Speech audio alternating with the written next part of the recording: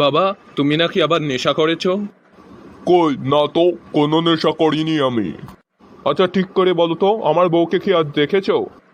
আ কই না তো। আমার বিয়ে না দিলে দেখবে কিভাবে? তাহলে তুই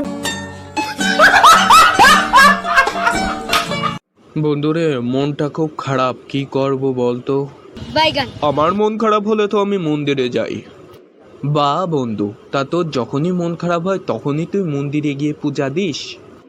আরে কে বলেছে আমি মন্দিরে গিয়ে পূজা দিই? আরে আমি মন্দিরে যেয়ে তো এক জায়গার জুতা আর এক জায়গায় রেখে আসি, তারপরে যখন লোকজন এসে নিজের জুতা খুঁজে পায় না তখন ওদের চিন্তায় দেখতে আমার খুব ভালো লাগে। আচ্ছা আব্বা, তাহলে কাজ এই পর্যন্ত থাক, আমাকে স্কুলে যেতে হবে। কোথাও যেতে হবে না তোর, শালা মাঠে ধানের গাদা পড়ে আছে, ও যাবে স্কুলে। আরে কিন্তু আমি দুদিন স্কুলে যাইনি, যদি আজকেও না যাই তাহলে ম্যাডাম তোমার কাছে ফোন দেবে। আরে গাধা, ওটাই তো আমি চাই। শালা বুড়োর রূপ যৌদুৎসব চলে গেল, এখনো লুচ্চামি গেল না। গজব বেজতি है। এই যে মিঠু, এখানে ডাক্তারের ক্লিনিক কোথায় আছে, একটু চল তো। আর কেন আব্বু, কি হয়েছে? আরে আর বলিস না, আজ রাস্তা দিয়ে আসার সময় এক রাস্তার কুকুর আমার পায়ে কামড় দিয়েছে, ভ্যাকসিন দিতে হবে।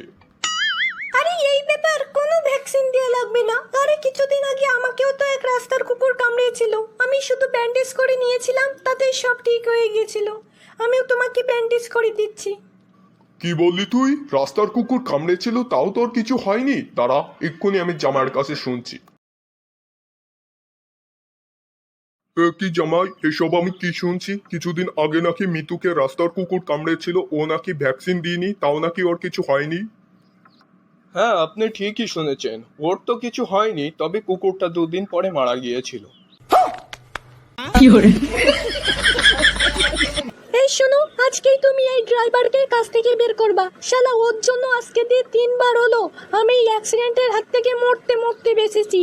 হ্যাঁ ঠিক বলেছো, ওকে অনেক সুযোগ দিয়েছি, শালা টাকা নেয় আর কাজও করতে পারে না, আজকেও চান্সটা মিস করলো। बड़े खतरनाक लोग हैं। এই শোনো না, কালকে তোমাকে একটা জুতো দিয়েছিলাম, ওটা অনেক ভালো তাই না? আর একটা আনবো? হ্যাঁ, আনলে তো ভালোই হবে। আর তোমাকে একদিন একটা শাড়ি এনে দিয়েছিলাম না, বলেছিলে ওটাও খুব ভালো, তাহলে ওটাকে আর একটা আনবো? তুমি রাগ করবে না তো? আরে আমি রাগ করবো কেন? আনলে তো আমি আরো খুশিই হব। আর তোমাকে একটা নেল পলিশ এনে দিয়েছিলাম, বলছিলে ওটাও নাকি অনেক ভালো, তাহলে কি ওটাও আর একটা আনবো? তুমি কিছু মনে করবে না? বাইগান। এই তুমি কি আমার সাথে আর কি মারছো? ভালো জিনিস আনলে আমি রাগ করবো কেন? আমি তো আরো খুশিই হব। না মানে বলছিলাম তুমিও না অনেক ভালো। कौन है ये लोग? আচ্ছা দাদা, আপনার দোকানের ওখানে যে শাড়িটা রয়েছে পুতুলের গায়ে, হ্যাঁ লাল রঙের, ওটা নিয়ে আসুন তো। হ্যাঁ দাদা, শাড়িটা এনেছি, প্যাক করে দেব? হ্যাঁ, কিন্তু শাড়িটার দাম কত? মাত্র 50,000। তো এই শাড়িটা আপনি আপনার দোকানের মধ্যেই রাখুন, প্রতিদিন রাস্তা দিয়ে যাওয়ার সময় এই শাড়িটা দেখে আমার বউ ঝগড়া মারামারি আর আমাকে অনশন করিয়ে রাখে। তাহলে তুই এই যে ভাই, তোর ওই লুঙ্গিটা দে তো, আমি প্লাজে বানিয়ে পরবো। गरीबी देखी है। হ্যাঁ ঠিক আছে, কিন্তু এটা লুঙ্গি তোকে কে বলেছে? মানে? মানে এটা তোরই প্লাজা, আমি সেলাই কেটে লুঙ্গির মতন করে বানিয়ে নিয়েছি। अभी मैं गाली नहीं दे सकता। আরে বন্ধু, ওই দেখ, ওই মেয়েটাকে দেখ, কি মাল। আরে না বন্ধু, এটা ঠিক না, মেয়েদের সম্মান করা উচিত।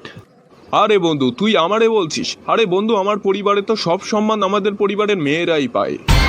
মানে? আরে বন্ধু, আমার যখন জন্ম হলো প্রশংসা আমার মা পেল, আমার যখন বিয়ে হলো সব উপহার আমার বউ পেল।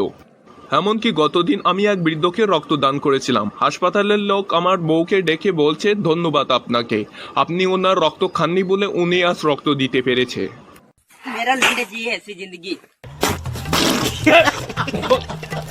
বাবা, এলআইচি শেষ হয়ে গেছে, বাজার থেকে নতুন এলআইচি আনবেন তো। বাইগান। বলছি মা, এলাইচি তোমার শাশুড়ির নাম, তুমি জানো না আমাদের বাড়িতে এইভাবে বড়দের নাম কেউ নেয় না। ও ও তাই নাকি? আচ্ছা তাহলে বাবার শাশুড়ি মা শেষ হয়ে গেছে, বাজার থেকে নতুন শাশুড়ি মা নিয়ে আসুন।